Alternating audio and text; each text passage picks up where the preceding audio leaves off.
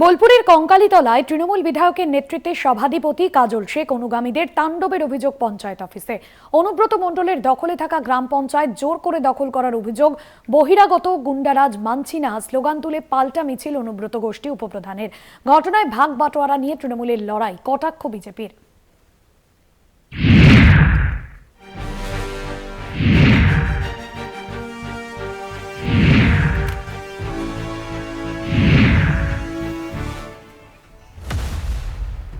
বীরভূমের মাটিতে প্রকাশ্যে তৃণমূলের গোষ্ঠীদ্বন্দ্ব। তৃণমূল বিধায়ক বিধানচন্দ্র মাঝির নেতৃত্বে সভাধিপতি কাজল অনুগামীদের তাণ্ডবের অভিযোগ কঙ্কালীতলা পঞ্চায়েত অফিসে।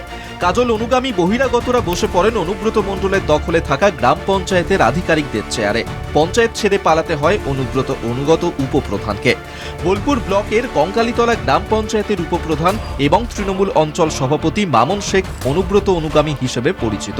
বহিরাগত গুন্ডারাজ মানছি না স্লোগান তুলে রাতে পাল্টা মিছিল করেন অনুব্রত গোষ্ঠী উপপ্রধান।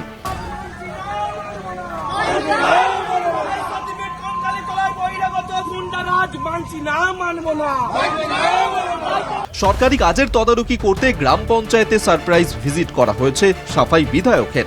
বিষয়টি কৌশলগত এড়িয়ে যান কঙ্কালীতলা গ্রাম পঞ্চায়েত প্রধানও।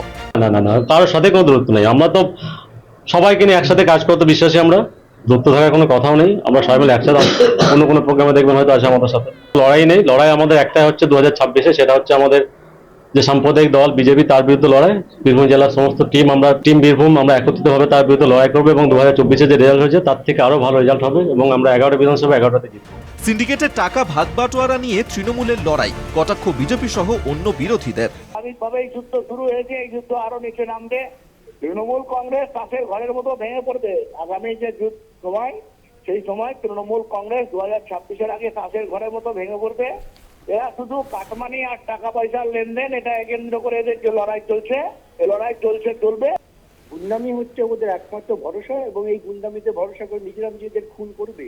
চারিদিকে খুন হচ্ছে। একজন হাতে বন্দুক নিয়ে গুলি করে বলছে আমি তৃণমূল করি, আমি প্রোটেক্টেড। এই রাজ্যে তৃণমূলের গুন্ডামি ওয়েল প্রোটেক্টেড, এই ধারণা ওদের তৈরি হয়েছে। এখন শুধু ওদের বাকি আছে জনগণের ঝাঁটা লাঠি পেটা খাওয়া। সেটার জন্য অপেক্ষা করছে। 26 পর্যন্ত অপেক্ষা করতে হবে না, তার আগেই শুরু হয় 100 দিনের কাজ, তারপরে এখন ট্যাব। আসলে অর্গানাইজড করাপশন যখন হয়, সেই কাটমানি তো ওপরতলা থেকে নিচতলা পর্যন্ত বিলি বন্টনের ব্যবস্থা থাকে। তখন চোর চুরি করে এবং যিনি যারা রক্ষাকর্তা তারাই তাদেরকে প্রশ্রয় দেয়। ফলে এরা সরকারি টাকা সাইফনিং হয়, আলাদা পথে ঘুর পথে আবার কালীঘাট আর ক্যামাক্সিটের দিকে যায়। তো ফলে 75 আর 25-এর ভাগ, তো সেটা নতুন আশ্চর্য হওয়ার কিছু নেই। যতই তদন্ত কিছুই বেরোবে না। কেষ্ট কাজল দ্বৈরথে পাল্টা তৃণমূল। এই নেতাদের নাম নিয়ে কটাক্ষ করছে একজন কাজল শেখ, একজন অনুব্রত মণ্ডল।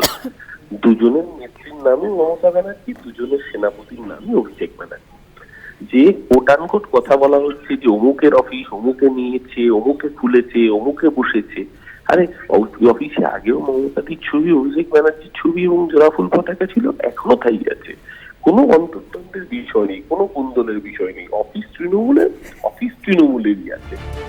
16ই নভেম্বর জেলা তৃণমূল কোর কমিটির বৈঠক। তার আগেই কাজল শেখের অনুগামীদের বিরুদ্ধে বিশৃঙ্খলা করার অভিযোগ। স্বাভাবিকভাবেই দুই গোষ্ঠীর দ্বন্দ্বে তপ্ত বোলপুর ব্লকের কঙ্কালীতলা গ্রাম পঞ্চায়েত অঞ্চল। কবে মিটবে এই দ্বন্দ্ব? এই প্রশ্নই ঘুরপাক খাচ্ছে বীরভূমের রাজনৈতিক মহলে। বোলপুর থেকে মনা বীরবংশী, কলকাতা টিভি।